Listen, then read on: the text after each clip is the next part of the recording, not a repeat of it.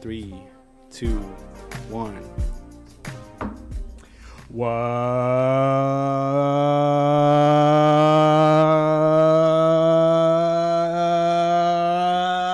up, pack? I love that you amuse yourself. I love that shit. I amuse myself.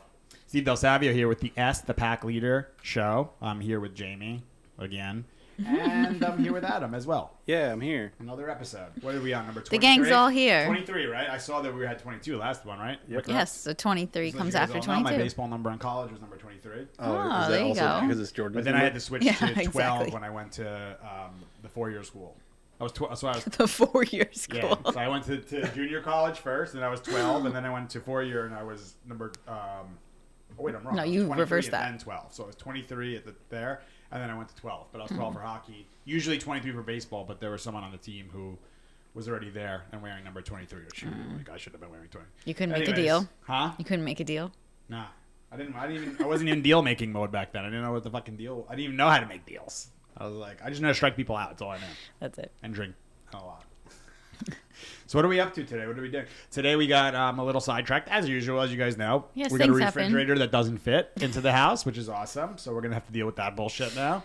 No, but this is something that's good for like the business owners really quick is to understand how important it is to control your expenses compared to your revenue, which is obviously cash flow.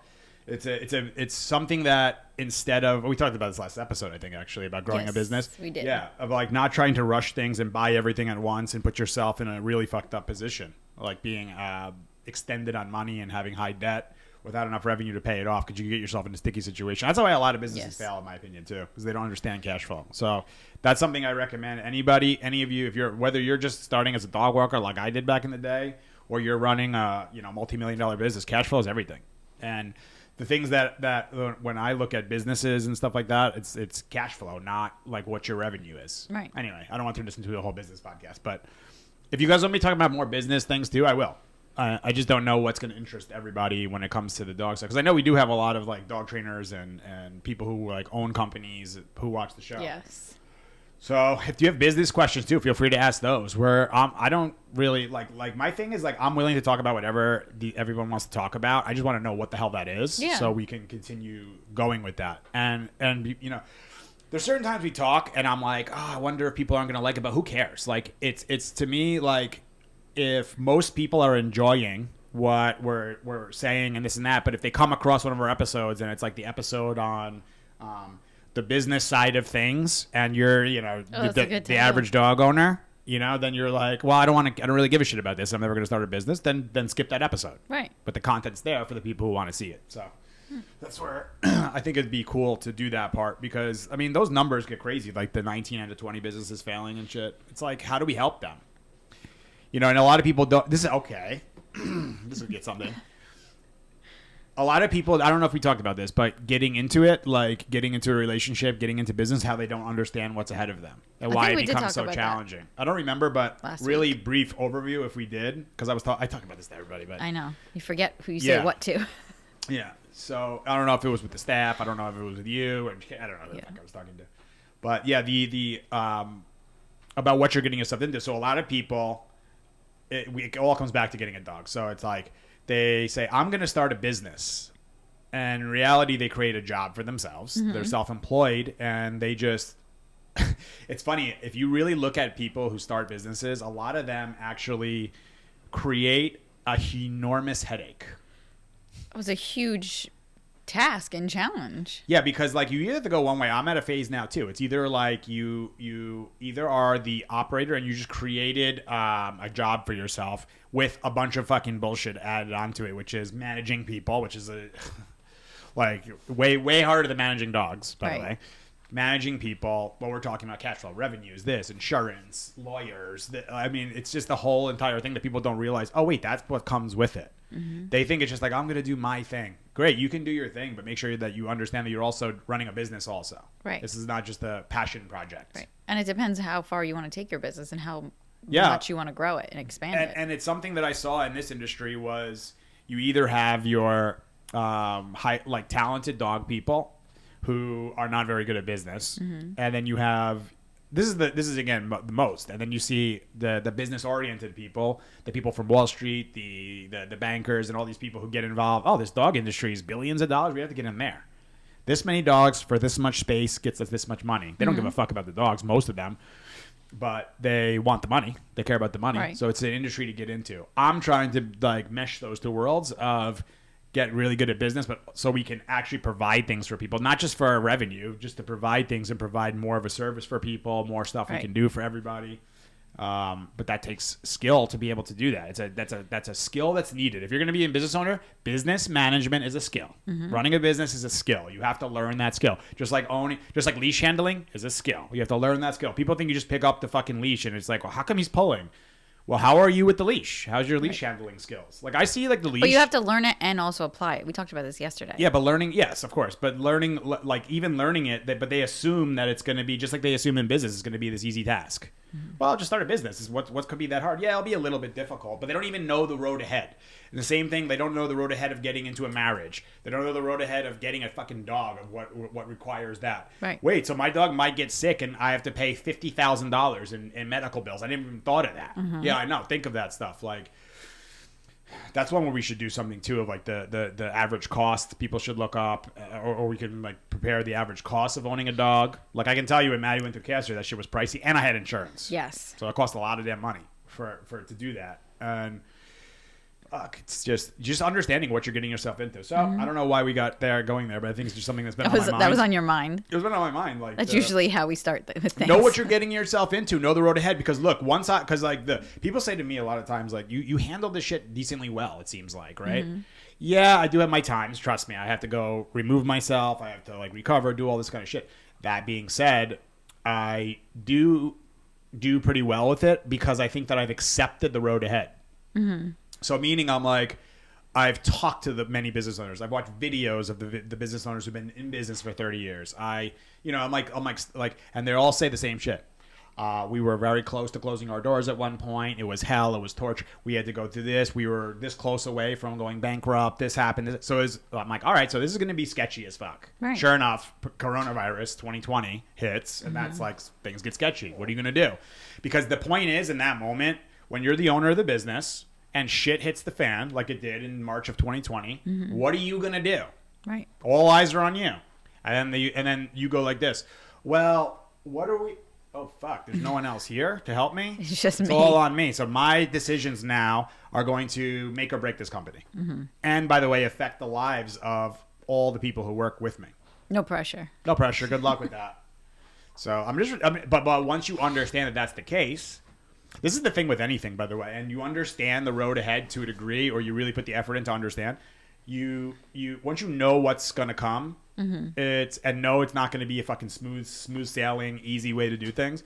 It just becomes much more easy because you're just committed. Right. So when pandemic hits, I'm like, yeah, I know, I'm a business owner. Shit's gonna happen. Right. We've talked about this before. Some businesses in the 20s had to deal with the Great Depression. So how did they survive or did they not? Like. You either have the choice. You're either going to survive or not. That's the way I see it. So why don't you just put all your fucking effort into surviving and being, this is what we have to do. So I just think that it's like, but when people aren't, it's like, because look at what happens, right? They do it. It's the same thing with the dog. They're like, I can't believe this is happening to me. Well, why not you? What makes you so special compared to everybody else? So it should happen to somebody else, but not you. So your theory of life is already off. Right, or switching and say this instead of this is happening, to me. It's like, no, this is happening for me. Yeah, that's the other way to look at it. And yeah, I just think it's like a understanding what's ahead and then doing and just doing and saying, wow, some shit isn't working out. When I was at Tony Robbins' Business Mastery, I think it was either the Vegas one or Amsterdam, whatever one it was, but he was talking about, he goes, look, I forget the exact numbers, but he's like, I own X amount of businesses. That was like 60 businesses in like 40 countries and 4 different continents with this many people working. He goes, well, what do you think the chances are that right now as I'm speaking, someone's fucking up? He goes, 100% that someone's screwing something up right now. He goes, but what you have to understand is once you understand that business is problems and they're always going to be problems that just need solving, but they become more high-level problems. They become bigger problems, better problems. Right. That they're always going to be because we talked about this. Like, okay, we solved a problem. We needed a dog park. But we also created another problem, paying back the loan. Right. Right? We also bought, thing. You buy a house. Okay, now I got to pay back a mortgage. I'm purchasing that. So you solve problems. Oh, we finally hired that trainer. Okay, you got to pay payroll now. Like I'm doing all with money now and shit like that, but that's how it goes. It's new problems there's are created. always going to be problems. So now we got to bring more revenue in, and then it just creates a new one and a new one and a new one. And then you have problems where we're too full. We have too long. We had that at one point. We had the too long of a wait.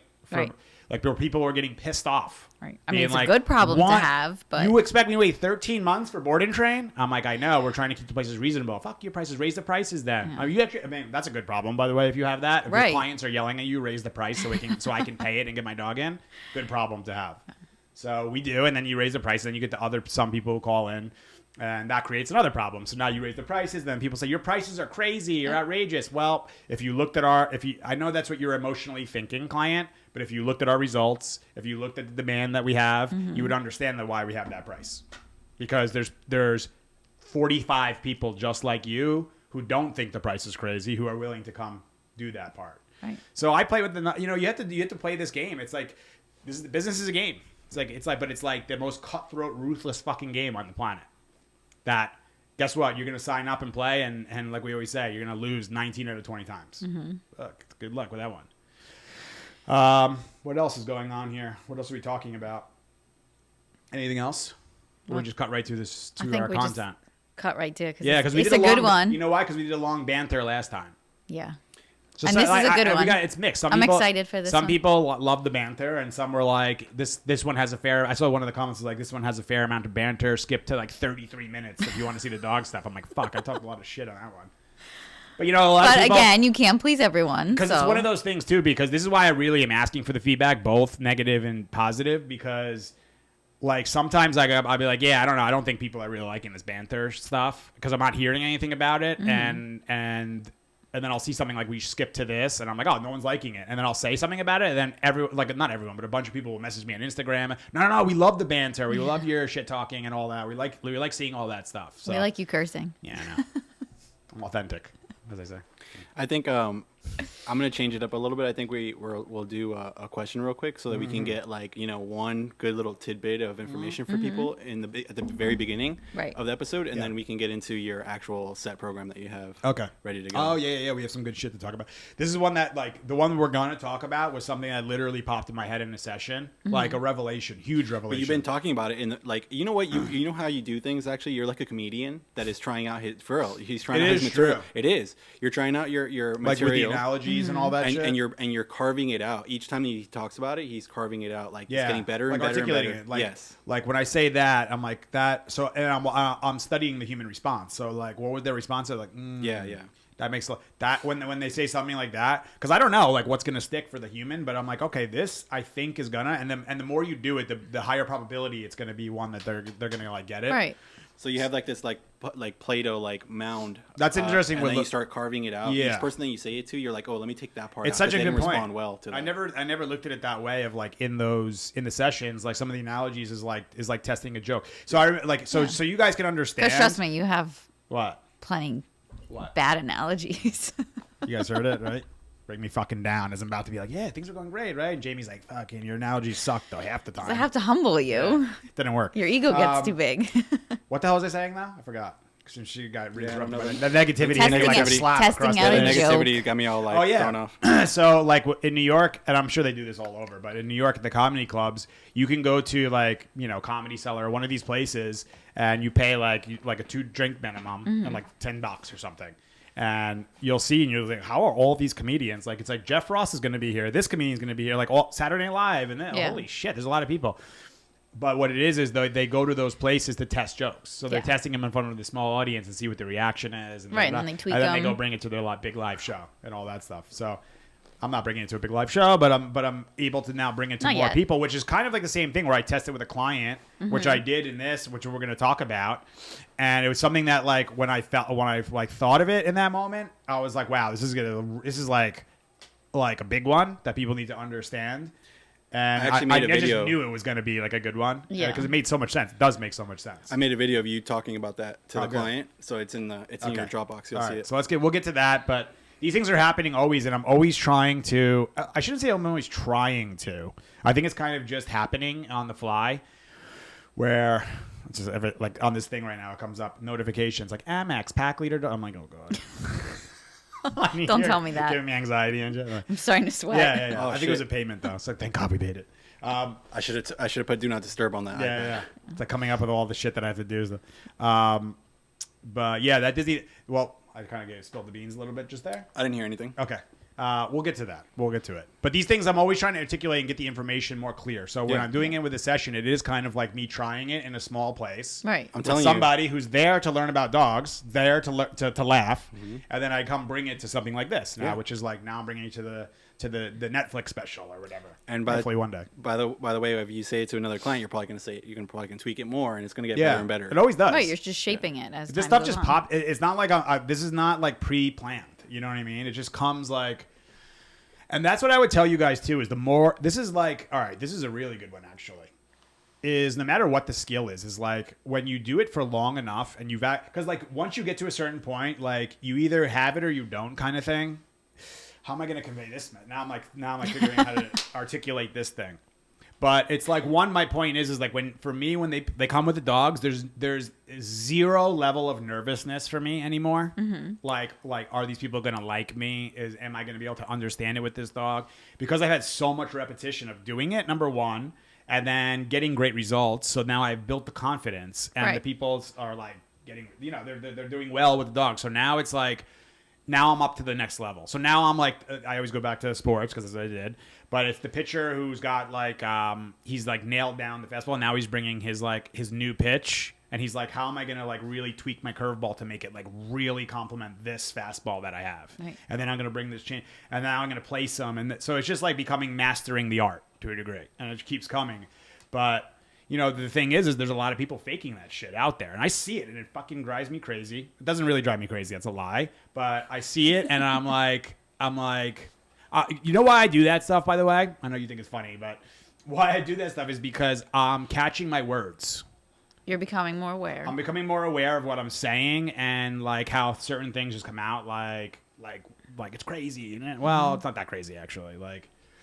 No, I love when you do that stuff too, because sometimes like you'll ask a question, you'll talk yourself into something and right out of something before anyone else can get a word in. But do you know why though? And then you walk away, and I'm like, okay. I realize that's the New York side, right? That's the speed of my mind going, where like the mind is moving too fast for my mouth to like catch up and like get the information out. It sounds ridiculous, but it's true. It's like this is happening. I'm like, no, I'm already talked myself out of it as I'm like explaining what the thing is, But yeah. Anyway, there's a really good one that's coming there. But so the point is, I was saying about the people faking it is like you can see the ones where they're like reading something, and I'm not saying it's not good to put out content and try things and start learning to talk about things, but don't talk like an authority if you're not one. Yeah. And if you don't really know it, because eventually, not because like you're a bad person or blah. My point is, you're eventually going to get exposed, and you're going to be in bad shape. Like there's a bunch of videos going around like of some really bad like shit that's going on at training facilities and stuff. There was one I just saw yesterday of a guy's like, it's like a German Shepherd who's 8 years old who like nipped the woman or just being mouthy, and the trainer comes rushing over and pulls the dog in the air and is like choking the shit out of the fucking dog. So all right. So yesterday I had a little thing because I'm like, do I repost this and say like this is the other shit that I'm talking about? I know I talk about like the food people who just like give you this bland like look at me and food thing and all that, and they just don't even understand dog psychology and just understand how to manipulate a dog to pay attention through eyes, ears with food and excitement. And then you have the other side, and I talk about it a lot, but that's like the shit that is. I don't think you talk about it as much though. Well, here's the thing, because there's already enough people doing that part, but there's not enough doing it over here. So they're seeing the positive training as this such a positive, beautiful, amazing way to train. And I'm like, no. That's why I had that rant post the other day. I'm like, no, it's not. Because it's really like fucking dogs up royally. And they're coming here screwed up. And I don't want to deal with these screwed up dogs. I want... That's why you get passionate about it, is because you're having to clean up the mess, and it is like difficult. I don't want to do that actually. because it's not that I don't want to do that. I want to help people, but what I don't want is the clients. But it can be prevented. Who are looking for help? Yeah, who are looking for help to come with their money, and someone say, all you need to do is be treaty and happy. Shut up! No, you don't. Like that's not truth. Stop fucking lying to the people. Stop lying to the clients. There you go. You guys got the New York out of me today again. Got me all fired up and shit. But that's what it is. And I'm like, because it's not only for I'm standing up for the clients, but I'm standing up for the fucking dogs too. Because so many of the problems that we see creates lasting damage with these dogs. When you have a dog and you charge them up with excitement, the amount of time that it takes to charge a dog up with excitement and make them like anxious and crazy doesn't take that long. And the amount of time that it takes to like decompress that, or I guess whatever the word is, like takes pretty long. Like it takes a long period of time. Yeah. It's a lot of fucking work. Like, and this is we had one of the clients here with one of the dogs, and it gave them a whole perspective. I'm like, wow, I really understand what I'm paying for now, because this is what you guys are doing with these dogs all day. Yeah. So it was a pitty who goes wild in his kennel, and we spent, no joke, probably an hour and a half in and out of that kennel. We started from probably 100 feet away with the dog's losing his mind to finishing with the dog in the kennel. And the guy goes to me, he looks at me, he goes, dude, I don't know. He goes, where did you learn this patience level? So I explained, he's like, this is incredible. He goes, your persistence of like what you'll do with it. So I said, like, look, I think you practiced it as a kid with your mom, like asking for shit. That's definitely and part being of it. Like super persistent. That's like, nah, I really want to do this. Yeah. And then my mom would just throw her hands up in the air at times. Even my father, he's like, fuck them. You would wear them down. Yeah. That's honestly that your persistence. It's used in really good ways now, but before it was probably like to pester or. It was good. It was good in some ways, good in not ways. Like I'm persistent. Like I will be getting into this club tonight. Also, master negotiator. Even though the bouncer like denied my fake ID and this, and I'm like around the back. Like, is there any back doors I could sneak in here? Like, what are all my options? Yeah, so like it was like, so I was persistent, and the result was what, getting hammered and just continuing my partying, drinking. Not very good results, right? But now it's like, because what I realized with the pitties, especially, and pitty, staffies, the bully breeds, and the power breeds, right, is me getting frustrated is them winning. Right. They don't surrender when you start getting frustrated. Right. They won't accept when you start getting annoyed. Or when you start getting tired, it's I don't know how much more time I have and all this kind of stuff. They're like, I don't know, you're weak, so I'll defeat you this way, So that's where it came from. It's like I just realized, and from watching Caesar and working with him, it's just this is what you have to do with the dogs. Like that those power breeds are persistent. People call them stubborn, especially the bulldogs. They say, it's so stubborn. Yeah, that's one way to say it. I just call them persistent when they've learned something and they realize they can be persistent, and then the other energy of the human dog, whatever, is going to surrender to that. But if you can like set the scene up correctly, and you can keep your patience and keep your calmness in doing it. I mean, the way that dog was looking at me was like another one in the kennel. Yeah. Because you have a big issue with this. And I'm not doing it to Julius. I'm doing it to the anxiety. So that was something also that I helped the guy because they were like, I'm always asking, how are you guys feeling? How are you going? Right. Is everything all right? Because they're watching the dog. The dog's going through it. He's whining, he's pulling, he's biting. Which some people don't like to see. I'm picking him up and he's growling and getting frustrated at me and shit. And I'm like, listen, this is all part of it. We're gonna ride this fucking beautiful wave. It's gonna be a bunch of them, and we're gonna go up and down, but we're gonna be cruising, surfing on this whole thing, And we were, and we got to the end where that dog was laying in the kennel, almost like I'm done. I'm just want to relax in here. And we said, great. Took him out, settled him right there. Said, Christian, okay, put him away. And that was the end. And they were just like, holy shit, that was like crazy to see that in person. You know what? So hold on really quick. Is that what I was explaining? I said, this is what's going on. And this is the not so sexy part of the dog training world. This is the not flashy, cool. Look at the before and after. Like, yeah, you can do the before and after. Look at him crazy and then look at him laying in the kennel. Right. But people are gonna be like, well, what's the big deal? It's just a kennel, Like, so it's not as like, wow, look at this and heel and it looks so flashy. But it's super, super challenging to do. Yes. With a dog like that, and what's the most challenging about it is not so much the dog and all that. It's yourself being able to be like in that mode. Well, that's what people don't realize. They don't see that in between. So I think they have a better perspective if they see the in between and what it really takes. Yes, because time's not an issue. Also for me, because I'm so in it in those moments. You've been to these things where it's like Steve's not even on the planet now. He's now with this dog. So like you can call him a piece of shit. Call him whatever you want now because he's not even going to hear you. What's going on? Can I share something with that whole thing? Yeah. Why you say that when I'm working with the dogs? No. I mean, honestly, I skipped past that. Scumbag. I skipped past that part. Your patience comes from repetitions of forced courage, which brings the confidence of knowing that eventually the dog's going to give because you have enough data that says, okay, I just need to hold out for this amount of time, or not necessarily a specific time, but like your confidence has built up over time that that the dog's gonna give it up. It's also a lot of competitive side too, and a lot of people don't know that side either. Though they're gonna be like, well, how long is this gonna take? So their confidence, or I don't have the time for this, or and that's the other side too. I think that's a lot of people. It goes down, and then what they don't also realize is like the biggest battle in the beginning there is my mind saying we're gonna end up with Julius in there. Mm-hmm. And then the experience tells me that I can do it. And then You've seen it before, though, Steve. Yeah, that's what I'm trying to say. So the experience of doing it tells me I can do it. The experience of seeing Caesar do it tells me it can be done. Mm-hmm. And the experience tells me that with what I'm seeing here, it won't take me 5 hours to get this thing done with this dog. It can look that way. It can look like it's going to take forever. And in the beginning, it can definitely look like it take longer than 5 hours. But my mind is like to believe it. Like that's the biggest. That to me is the biggest thing. Was why we talk about the human behind the dog, the energy before it, and how many of the dog trainers that you guys have worked with, if it's not someone like me or Caesar or whoever, have asked you, how are you feeling? Because I just told you that one of the biggest things that matters, probably the thing that matters the most, it does matter the most, is how I feel about what I'm going to do there. Yeah. And I think a lot of clients are a little surprised when you ask that. Yeah, they're like oh, why and if you notice too, a lot of times they're like, oh, I'm fine. It's like that instant reaction. And then what do I say? Well, what does that mean? Yeah, how does fine feel? Yeah, oh, I'm good. What's that mean? Because that's not one. I'm feeling calm. Okay, that's one. Mm-hmm. I'm feeling a little nervous about this, or it goes like this. I'm fine. You sure? Yeah, I'm fine. You're all right with this? With everything happening? Yeah, I'm good. How are you really feeling? A little. I feel a little bad for him. Mm-hmm. Okay. Now we're getting somewhere. Yeah. So why'd you lie to me 3 times in a row? I really don't say that. I'm just saying, but just tell me, what are you feeling like? Because you have to be honest with yourself. Because my point is, one of the greatest ones, and I got to find this episode from Dog Whisperer because we have to show it. There's a part where there's a guy who's trying to like get his dog to just be calm before he leaves on the bike to go outside. And then the guy's trying it. So Caesar does it, takes the leash, the dog sits down, fine, right? Yeah. And he opens the door. Look, it just has to be like this. The guy does it, and he can't do it. It's like, to me, it's so obvious the guy's being weak about it and this and all that. So he's like doing it and doing it and doing it. And so finally Caesar says, hold on. How do you feel right now? And the guy's like, he goes, listen, if you don't know, he goes, that's fine if you don't know.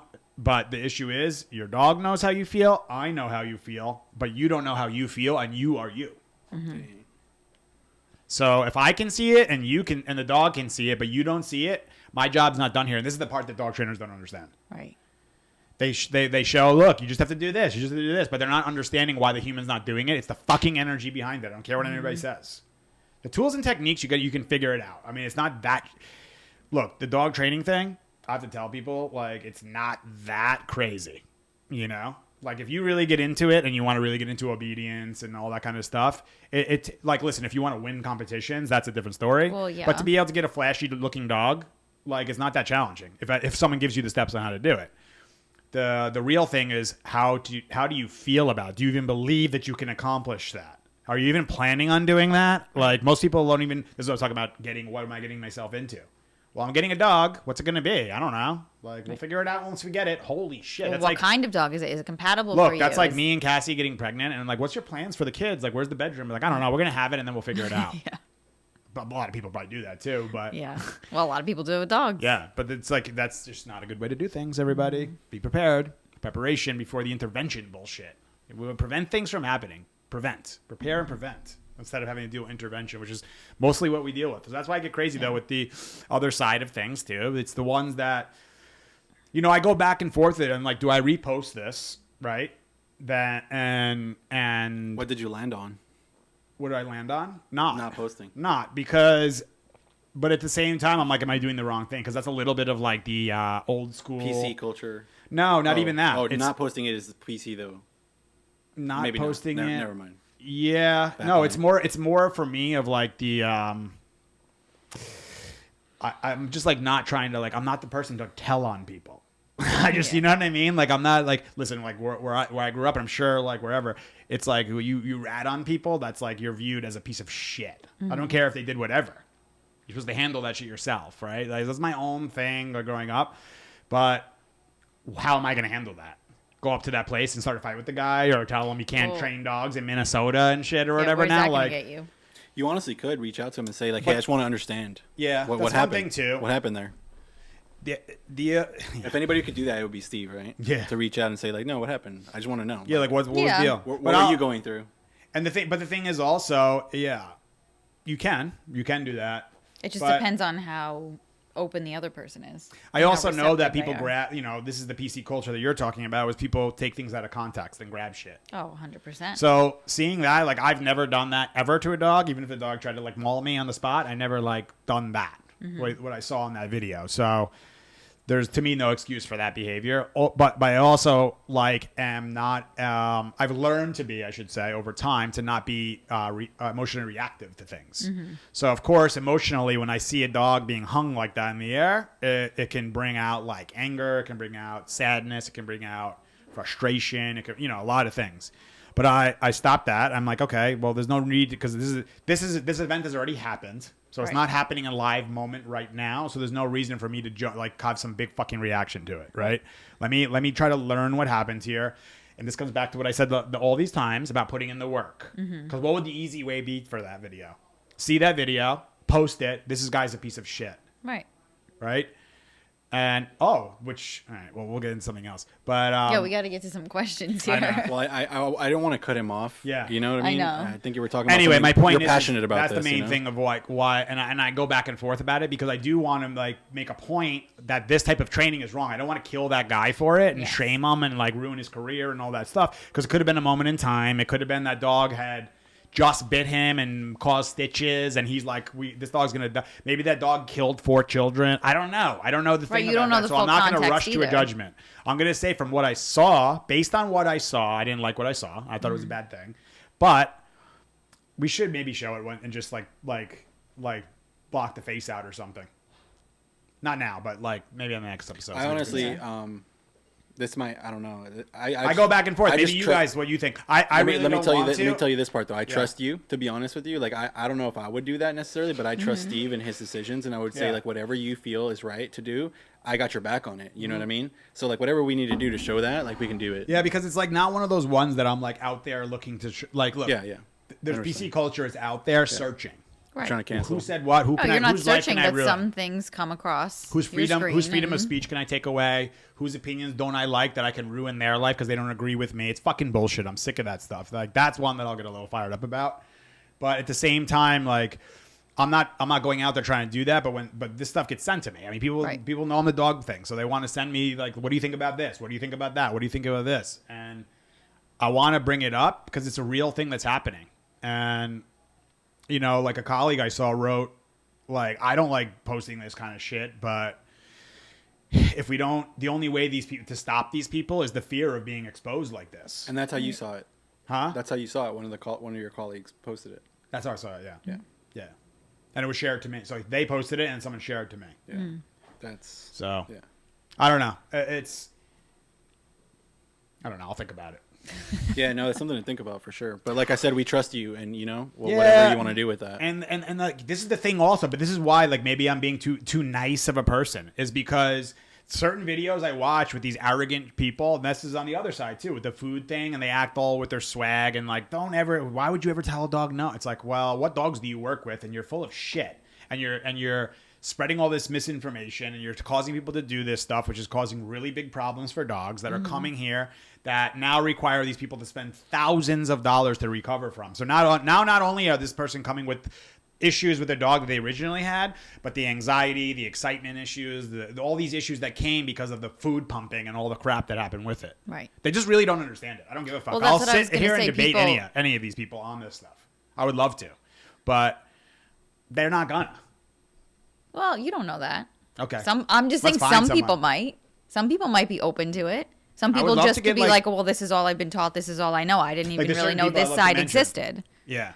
It's possible. Well, they don't know. Well, that's the there. thing is that this is Jake now. The supervisor. Old and senile dog. Yeah, Mr. Supervisor who just lays on his bed and just, someone's here. Oh, you walked over there? I'm just going to follow you and see what you're doing over there. Yeah, what are you doing over there? And just wag his tail and just look at you. It's so true. All right, so we did a fair amount of banter. So 30 minutes in, here we go. Okay. So that's just the prerequisite now, everybody. Just fast forward to 30 minutes from now on. From now on, just put that 30 in the beginning. 30 minutes in. But good. It was good. I think it's good that people hear this stuff. I think it's important. I really think it's important. Go ahead. Let's get to the questions. It is important, honestly. Okay. And you're also passionate about it, so we respect that. You ready to read over here, girl? Yep. She's off texting her friends and shit. Yes. Yeah, working. See you tonight at 6. She just typed this question. She just typed this question up. It's her question. Yeah. I just posted it. Yeah. Okay. I've been Jeannie Slough says. Yeah. I've been following you and try to focus on energy before breed. My boy is a doodle and is supposed to be nice. Yeah. So is constantly approached by strangers. How do I make him more confident so he doesn't react to every person who approaches us? I do structured exercise and mindless fetch to fulfill him. What does mindless fetch mean? That's my I don't know. question. That's what I was. I think you know what that means. Just chaos. Just yeah. Just back and forth. No structure to it. Well, all right, so let's break this down. Before you answer that actually, it could have been a great, like what we were going to do initially before, it could have been a great segue to this topic, but it's like, yeah, the next segment is going to explain why people do what they do is just approaching all the time. Okay. I've been following you and tried to focus on energy for a break. Good job. So we started off on a good note there. Yes. My boy is a doodle. And it's supposed to be nice. I study language too, to be honest. Because like the words they use? Yeah. Things like that, like my boy. And it's like I could be really looking deep into things, but I really do look into that. Like my boy is a doodle. And it's probably totally normal, like totally fine. But is there something there? Like that's my boy. That's my son. Right. A little bit of that, which will segue into something else that we're going to talk about today. But that's what I'm saying. This is a very So that could be part of it. Okay, so he's supposed to be nice, and is constantly approached by strangers. Okay, so that's a human fucking problem. Yes. Next. Not much. Yeah. But it's one where bring your dog here and you'll have zero issues. You could walk around this ranch with my staff here, and you will have your dog will have the greatest day of his life. Mm-hmm. Why? Because everyone's going to say, oh, look at that nervous dog, and ignore him. Mm-hmm. And that dog will finally feel some freedom. And not feel like no matter where he goes, someone's going to put pressure on him. Right. We want to make it that dog needs pressure free, right? That's a great name, Marty McDude. Yeah. Look at his name. How do I make him? This reminds me of Marty McFly from Back to the Future. I was thinking the same legendary thing. movie, by the way. Marty McDude, Marty McFly. When I was like first dating Cassie, we would because we're 10 years apart, right, in age, and I would be like, so like, please tell me she watched that movie. There's certain movies I would be like, so oh no, there's definitely some movies. And I'd be like, remember in Rocky when they'd be like, she'd be like, oh, I never seen it. And oh my god, like I saw a ghost. I was like, oh, you never seen Rocky? Oh my god, I was almost like sad. Yeah, for real. And I was like, okay, come here. Let's go. We have to watch this. That's pretty cool, though, actually, for you. It was awesome to rewatch it again. Yeah. Well, that's like the thing where like a movie like Back to the Future or Rocky or like My Cousin Vinny, like these type of movies when someone's like, no, I've never seen it. You're like, can I please watch it with you so I can share with you the joy of like how much fun it is to watch I've been a part and of I can see your reaction to watching it for the first time. It's so fun to watch with people who think it's like hilarious. Okay. How do I make him more confident so he doesn't react to every person? Okay, so we have to, what I would recommend actually is to get this dude a vest that says, do not pet, I'm working, or I'm in training. Yes. I wonder if we have one. Just remind we can bring one for one of the shows. Definitely. So it kind of looks like service dog vest, but we're not faking service dog. We're not doing any of that shit. No, it doesn't say service dog on it. It just says no service in dog. training. There's no faking. You're not going to bring your dog into restaurants and stores and all that shit now, because if you do that, then I'm going to be fucking pissed off at you. So don't do that. So what you can do is put that on, because here's why. Because humans are visual, okay?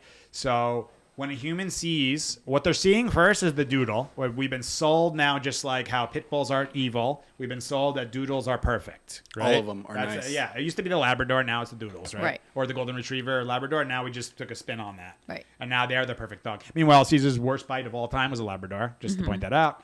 I've been bit by, we just had a Golden Doodle here who was very unstable, who's now much more stable, but bite history, anxiety towards dogs, towards humans, resource guarding. We get the doodles. They come. The ones that you don't hear about are the ones who come here a lot. Yeah. You'll hear about the ones who come to camp who we've done work with, and now they can go into camp and do that stuff. But but beforehand they couldn't. Piper, Frankie, who's the other one? There's a couple of doodles that come here that we've done training with all of them. And Piper used to be a little crazy biatch in the in the Hoboken dog parks, running around tormenting everybody. Yeah. No one was allowed to do shit in there. She's so cool. Because Piper said, "Well, this is what Piper said." Yeah. You know. She still has that in there. She has it. Yeah. She has it. And she does it here sometimes, where she gets like trying. I'm gonna tell everybody to do it. I go, and then she sits down. And she exercises. She thinks it's so cool. Yeah. But she understands now. Now she's got the leadership, so she does much better. Right. So anyway, my point here is you have to understand humans are visual. So they've created association, doodles, thanks to the media, PC culture, all this bullshit. Doodles are amazing. Right. Okay. And it's supposed to be nice. As she Yeah, said. it's supposed to, correct. In quote, and you did a good job in the quotes there, because they're supposed to just be nice. Just because... Well, it's the same thing with puppies. Yeah. Everyone sees a puppy, saying, so they're like, oh, yeah. it's a Well, it'll be me puppy. saying, look at this Asian person. Look at how they're supposed to be nice. Why? What Asian person? You know? Is this a mass murderer who's Asian? Or what? Like, who are we talking about? Right, you don't know anything else breed, about race, them. all this stuff. Listen, people get crazy with me with the breed and race thing because they're like, it's two different things. You're talking about breeds that were supposed to be certain jobs. And yes, I understand that. My point is you're still judging it based on just the breed. Yes. And if you're telling me that all that breed is the fucking same, you don't understand dogs. Mm-hmm. You get it? It's like saying all people are the same. It is the same thing. Yeah. Well, they are. No. Can I ask you? Well, I want to see. There's some questions that. Let me just finish this thing, this part. Okay. With them on this. So put the vest on. This is also a moment that you have to start practicing your real leadership. Mm-hmm. So you have to be able to, when someone comes up and says, "Oh, it's a dude," your dog doesn't feel safe. So you need to protect, direct love. You have to protect them from unstable energy or excited energy when they're not ready for excited energy. Mm-hmm. So that's your job. Oh, hold on 1 second. Well, I'm too nervous. Okay, so it's not a dog problem. It's a human problem of you don't know how to ask that person to give you distance. You can't put boundaries up for yourself. So forget about fucking doing it for your dog. That's another one people should ask themselves, like, rules, boundaries, limitations. Do you do them for yourself? Mm. Do you set them for other people? Do you set them for your life? Do you do it for yourself? No. But then you have people, they don't do it. They don't really aren't disciplined about life. They don't do it. But then they expect their dog to be perfect. Yeah. Oh, yeah. Well, are you? What time did you wake up today? Yeah. 9:45. What the fuck? You know? You're acting like you're all disciplined and shit, and you're acting your dog. And by the way, dogs get headaches. Dogs get stomach issues. They don't feel good at times. So acting as if your dog should be fucking perfect at all times? No. Is there something going on? Is this guy throwing up and feeling down? Is there something causing him to do this? If it's off, you know? So don't have this expectation your dog's going to be perfect, because no dog's perfect. Mm-hmm. And also assess yourself if you're going to put that level of expectation on your dog, because you brought that thing into your human environment. That's your safe, that's your comfort, that's your thing. You know what I mean? They came in there. You didn't go into the woods and go with them. You know? Maybe we should try that. Yeah, I know. What I was going to say earlier is like, you ended up saying what I thought you were going to say, but there's some questions that come up where it's like, we almost know what he's going to say. Does that make sense? We almost know how he's going to. So I was going to ask her, what do you think before he gets to the whole list of like everything that he's going to say? What do you think he was going to say? And are you going to test Jamie and see if she knows? I was going to honestly test her. Me. The biggest thing was there that you said that I knew you were going to say was, are you advocating for your dog, and are you protecting? So being able to step up, because most people like people who can't say, oh, hold on, excuse me, to a person and ask them, because they look, this is I love this shit. My mind just gets like. It's the same shit, right? Someone's coming up. That's like someone who is coming up and saying, do you mind? Da, da, da, da? And you're like, you do actually mind, but you say, yeah, sure, no problem. And then you get all pissed off and resent and because you can't, because you want to be nice. You want to be a fucking people pleaser. And by the way, I'll tell you, people pleasing in the real world is not very good. Especially if it comes at the expense of your instability, you being unhappy, and all that stuff. So a lot of people are, I'm not saying that you are Marty McDude or whoever the owner is, but I'm not saying that he or she is doing that, but it's an important thing to look at to see, like, do you do that for yourself? Are you able to be calm and confident in scenarios? Because what a big transition for me was as a human was I was definitely raised a little bit people pleaser mode. Mm-hmm. Right. And then the big transition for me was realizing that I can be honest with somebody and have, with the risk of offending them, to actually be fucking truthful and help them, you know? So look, the human, if we're breaking this down to real shit, down to the core, the human who's coming in to pet your nervous dog doesn't understand dogs and is doing the wrong thing. Correct. We all agree with that? Like yes. Petting a nervous dog and with excitement and coming to touch them when they don't want to be touched is wrong. Okay? So what's doubly wrong is you allowing that person to do it. Mm-hmm. So don't fucking blame that dog for it. I'm being a little hard, but I'm saying in general, right? Don't blame the dog for being uncomfortable. If that's your job in that moment as the leader, excuse me. My pack is not prepared for that. Right. But what's happening a lot in the world, the role reverses from human to dog, and then the dog's unstable and saying, my human is too unstable and too nervous because they're nervous about what the dog's going to react to. My human's too unstable. Mm-hmm. So I got to keep you away. Stay away, stay away. So the dogs can do it. They're telling all the other dogs and the people, stay away. Right. But the human's like, I don't know what to do, which is a reason that alone can cause your dog to take the lead on walks. By letting 100%. People just come up and pet him. Definitely. So I'm always like, oh, is he friendly? And with Nico, you know, it's different sometimes with him where he's like, everything's friendly for him. But sometimes he's a little unsure. And I'll tell people that, okay, so this is a good side too, is seeing how Nico's growing up and developing. I was saying he was like more towards the front in certain areas. Mm-hmm. He's also more towards the back in certain areas with like certain people and certain stuff. A certain client approaching, like kind of coming in hot. Yes. How he reacted to that. Yes. Right. Yeah. So he got like nervous about it. We recovered it and all that stuff. But he's also he's an energy on this planet. He's not some perfect like thing. Yeah. He's learning how to grow up. So as he's growing up, like we're getting to see the different sides of him and why he does this and what happens there. But when people ask that question too, like, "Oh, is your dog friendly?" It's you have to word it a certain way because a lot of people, as soon as you say yes, but, and like as soon as you say yes, they don't want to hear the rest of it, and then they move in. I'm walking down the street in Hoboken, or walking down the street in Hoboken with Maddie back in the day, right? Ask me, is my dog friendly? Is your dog friendly? Sometimes. And people are like, the best answer. What? That's the best answer. Sometimes she is. Yeah, it's so true. Feel free to take the risk on that 125-pound American Bulldog if you want to touch it. It's so true.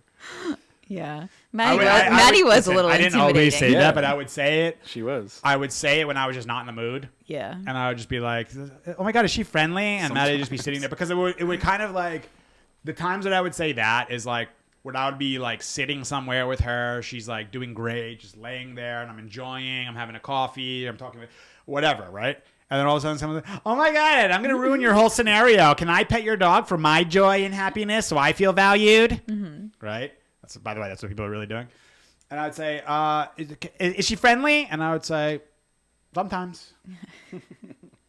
And they'd be like, and let them be confused, and then they would walk away. Yeah. Or if I really wasn't in the mood, I'd say, no, she doesn't do well with humans. Mm-hmm. She was fine with people, but no.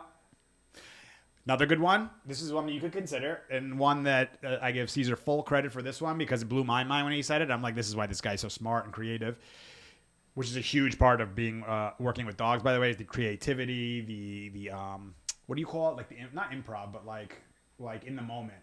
Impromptu. Like, impromptu. Sorry, guys. Big fat chin in the way. Molesting the mic. Yeah, like in the moment, like I got like improvising. Yeah, improvising. Like I got to improvise and like, you know what I need right now? You just to stand right there, like that kind of stuff. So what he said was it was a situation just like this, right? The dog hasn't bit people. It's not. I don't think this dog's bit people, but hasn't bit people just because unsure. Very good looking dog. It's a doodle. Everyone wants to come to it, right? Right. So he said, "Oh, put a muzzle on," and the lady said, "Oh no, I mean, you must not have heard me. He doesn't bite." And so he goes, "Yeah, I heard you." He goes, "Yeah, but put the muzzle on." Yeah. She's like, "What? Why would I put a muzzle on?" He goes, "Because humans are visual. They're going to see the muzzle and give distance, and that dog's going to feel like this." To give you another example, what I did, remember the dog Freya? She still comes from boarding. Freya's owners will remember this. Terrified, right? Really, really scared of people, scared of everything. So when I had her in Hoboken, the problem was she was a really pretty shepherd. Mm-hmm. So people wanted to like look at her and talk, oh, look at her, oh, hi cutie, and all this, and to make her like, fuck, people leave me alone. So I was like, so this is the creativity part. What can I do for this stuff? Well, she looks like she's a German Shepherd, so humans believe those German Shepherds to be canine unit. Mm-hmm. Let me throw on a tactical vest on this dog. Canine unit vest. Mm-hmm. Sure enough, I put that on. It went from everyone, to everyone, distance, and gave space, to where she was getting all cocky going up to people. And I'm like, hey, take it easy. You're taking a little advantage here, girl. But it really, really helped her dramatically. So we were able to be around people with that. So you're not gonna be able to do that. Like, here goes my tactical doodle. No, but they can put just a in-training vest because people don't know what that means. Put the vest on and something that clearly states on the top and on the sides, Do not pet. And get the one with the hand that has like the no smoking symbol through it, like the no thing. Yeah. Right through it. Do not through. pet in training, whatever it is. And then if people want to ask, what are you in training for? And if you're worried about being embarrassed, I wouldn't give a shit. But if you're worried about being embarrassed that she's nervous or whatever, we're thinking about making her a therapy dog. You can just listen, human love stories. They create the storytelling that happens that comes to the ranch is nonstop. So feel free to create a story back. Yeah. People aren't going to know. If it just means that and I just need the time to continue educating the world on not doing this shit to dogs. That's it. Okay, so that's that. So that's what I would recommend doing. And mindless fetch, I don't know what that means. If that means just like running chaotic, you could add a little shit to it. Like. So with Nico, just so you know, like I throw it. Sometimes I make him down, and then I throw it and make him wait, and then he gets it. Other times I just get it and throw it. Other times I make him go stand on a rock. I just do all different things to keep challenging the mind to make him do stuff. Next. What's next? You have a video call coming up here soon. Yes. So are we going to save this thing for the next one? I think you're going to have to. I think we might have to. Because I think if we get into it, it's going to be... It's not going to go the way that you want. Yeah. You know? You needed a whole other hour. Was there another question or anything? Like we could do one more now. There was actually, if we can just talk about this this video that I made, actually. Look. This is just like the dog being in between the stairs. Yeah. I really like this one. Yeah. Yeah. Because you were explaining in this video, you were like... a lot of dogs don't see this, and the in between of the steps. Yeah. Let me give a little background too. So this dog, I don't know if they live in Hoboken. I feel like they do. They live anyway. I mix these clients. But anyway, this dog goes to daycare and has now. I believe they do live in Hoboken. Yeah, started now having issues with Jersey City. I'm sorry. Okay. Yeah. So it's now having issues with like especially male handlers. So whenever males say anything to him, he gets like freaks out, and just kind of chaotic in the place and stuff. So this guy, and he came in like this. His eyes were like this. I said, "Look at this guy's eyes. It looks like he saw a ghost." This dude, because he's been so charged up to be everything's excited and jumping and whining and then So this guy was 1,000,000 miles per hour. So in this, I'm working him on the stairs because what happens is most dogs start at the bottom of the stairs and their mind is already at the top of the stairs. Mm-hmm. Right. So it's like I started here and then I'm already up there and they go boom, boom, boom, up. So most of them don't. What I'm going to say here is most of them don't see like even the first step or the second step. Their experience is even there. So instead of it being like one big step that they do, like up the stairs, I'm breaking it down to like step one, like halfway. First two paws on step one, and then and it's gonna look like kind of chaotic, but it's challenging for them. You're gonna see. I won't stop until it gets like to a good enough place that it can end on there. Yeah. So let's see. Let me just try to see if I can press play here. Can you do it from your end? We'll get this figured out one day. It? Just tap the screen itself. And there you go. There it goes. So look, stop there. I took the audio out actually so that you can just keep explaining. So I'm like, okay, this guy can't even stop on the first or second step here, so let's just break this down. Look, he struggles. He wants to go up the whole flight. Yeah. And we just did a big walk. Look, so now, I'm just going to stop here. I won't go up the stairs then. Okay, there you go. Look at the way his body's backwards. So he's like, I'm either not on it backwards or look, he doesn't know how to like yeah. Okay. That's what I wanted to see. I'm keeping pressure here. Look, now I'll stay up here. He's trying to control. This guy's controlled the whole time with the leash. So I'm just, there you go, block. Yes, look, he's looking like, why won't you let me just rush up? Yeah. So look, I'm actually applying, come on. You see it? So he's at the bottom, and I actually have to pull him to move him. This is actually good because he started to break it down a little bit. Yep. Look, this kind of shit. It out. Yeah, this kind of shit looks like a fucking mess in the beginning. Mm-hmm. But you'll see how it's going to eventually look like in the end.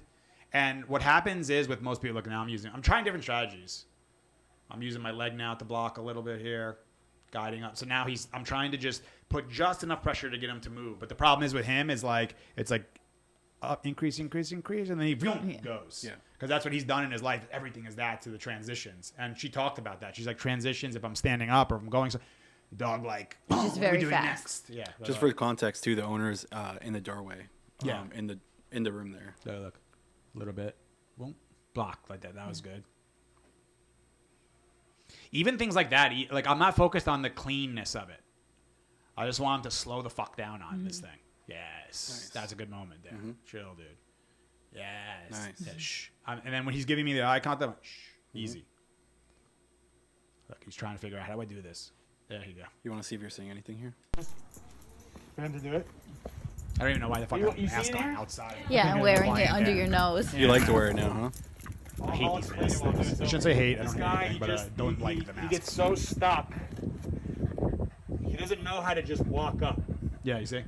So he's like your 0 to our 100. I'm either stationary. This is you know what they are? They're drag racers. Mm-hmm. These guys don't know how to just get on a highway. Like they start the car and it's like they're at the stoplight. 0 to 60. And then he just hammers the gas down every time. It's like, bro, can you ease into it? You're a shitty driver. He's like, nah, dude, I'm just fucking high octane. I'm fucking Vince from not Vince. What was the guy from Vin Diesel from fucking Fast and Furious? Yeah. And Dominic Toretto over here. That's Dominic Toretto. Yeah.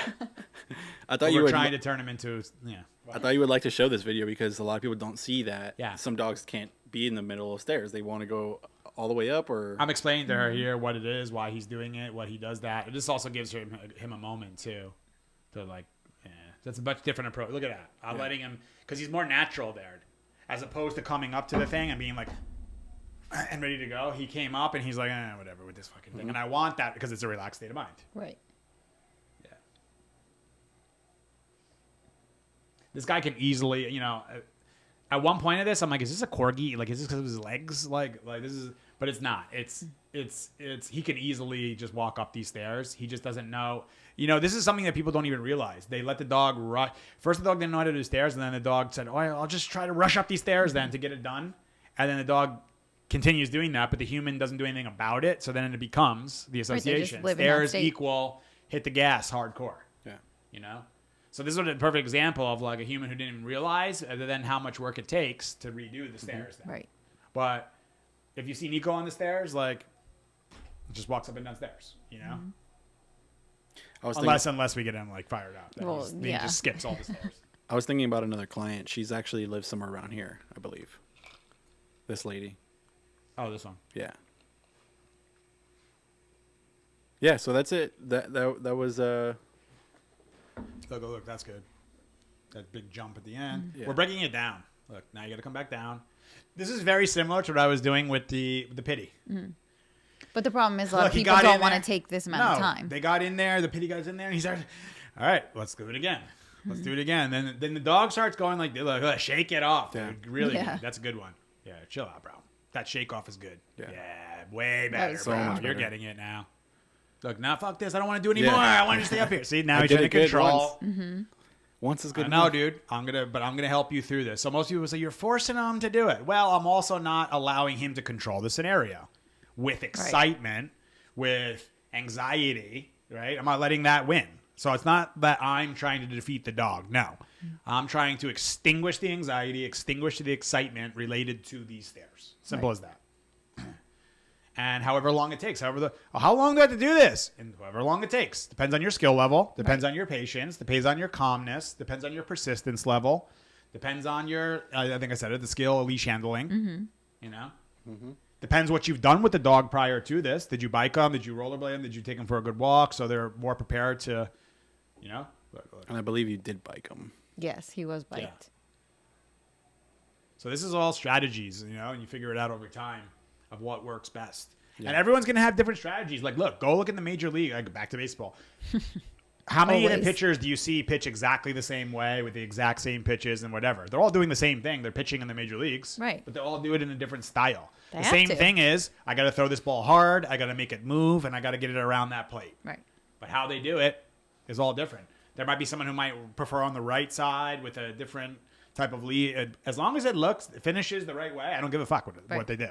And as long as it's good for the dog. Look how you shorten up the leash there. Yeah. So look, this is where I'm blocking because I'm noticing up here, this last thing is So I'm trying to just like break him as he gets towards that because that last one was a difficult one that he kept jumping high on. Yeah. So the shorter my leash is, I'm not holding him tight on the leash there.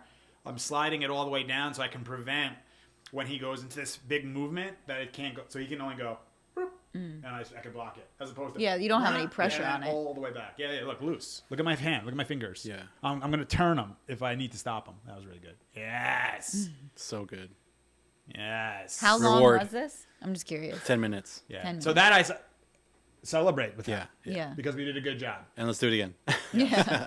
So her being there also makes it a big challenge. Yeah. Yes. For sure. It's good though. So how she could have helped there if she understood, like how she could have helped there when he's like, I just need to go back to mommy where I can be anxious and excited. If she would have said, no, go. Right. Go ahead. Like in a firm way, the dog would have been like, oh, she wants, and he would have felt way better by just going with me there. Right. Yeah. You know? But look at her language, the body language. Yeah. These are things I'm noticing too, like with the hands like this, like, so you can tell that this client's like, she got the bag on and stuff, but she's like this a little bit. So again, I'm not like teasing her or anything, but it's obvious. Like she's going through it. She's like, okay, so my dog's going through this. Right. But that energy on the stairs, I would be like, yeah, you can't be here for that.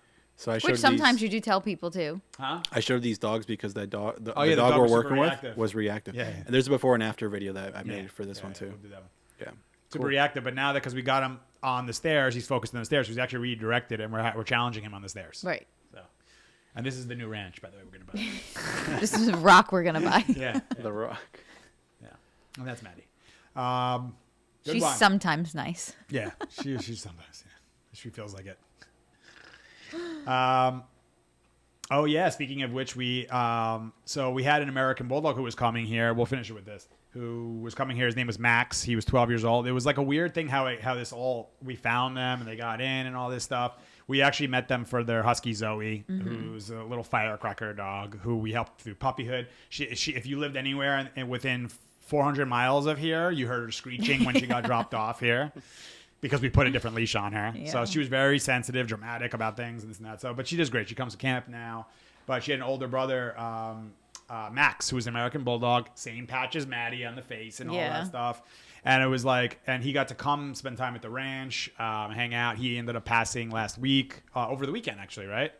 Friday, I think it was. Yeah, Friday. it was over the weekend. So he passed over the weekend. He was going through cancer. So, these are the things that I'm grateful, as crazy as it sounds, that I went through an experience like I did with Maddie, as rough as it was, as tough as it was, is now it's given me the ability to help people through these types of scenarios. So it was to the point where he had just passed, and it was a Friday night. It was a little bit later, and they had asked if they could come by and just say, like, we just need to be around positive energy and this and that. And I was honored that they thought of the ranch and said, we want to be around you guys and people who understand this and that. So, it was a thing where we saw them and we did the hugs and everything. But at the same time, it was more of a celebration of Max than a mourning. Yeah, like this. We're like, this is the worst. This is this. It's like everyone just in gratitude that we got to experience him. And I explained about the grief and relief thing, about how this is part of life and our culture, especially in America, has told us to be very, very sad and a feeling of less and loss and no more and all that. But that's just that's one perspective on how to do it.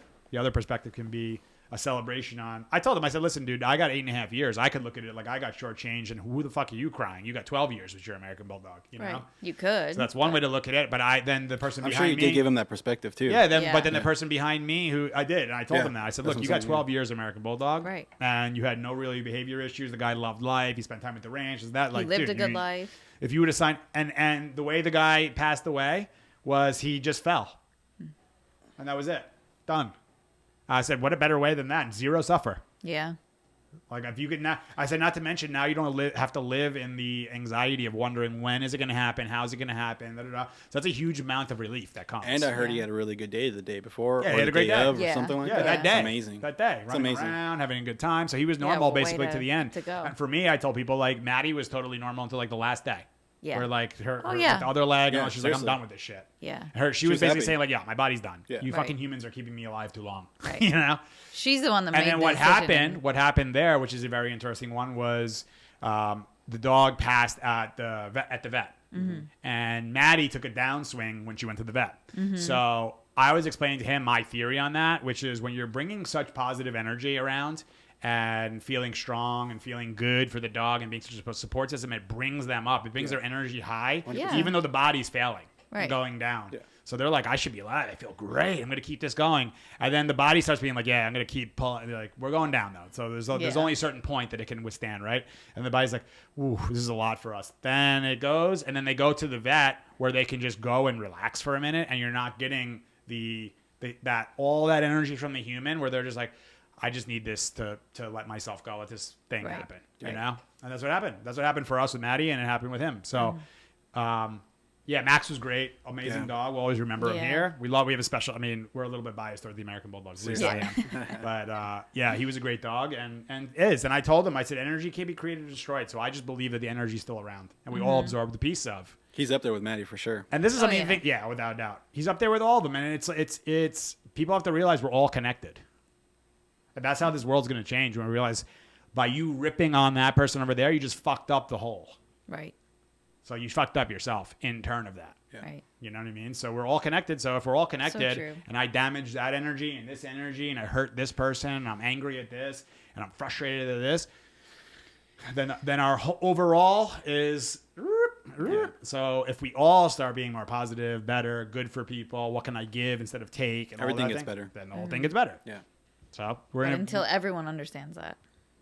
My listen. Challenge. People are trying to create balance in all different ways in life. My strategy is to do it through the dogs because I think that there's so many of them and they have such great qualities. I mean, you talk about like we were just talking about with I was talking about the same owner with that pity. They were here for inter-home fighting.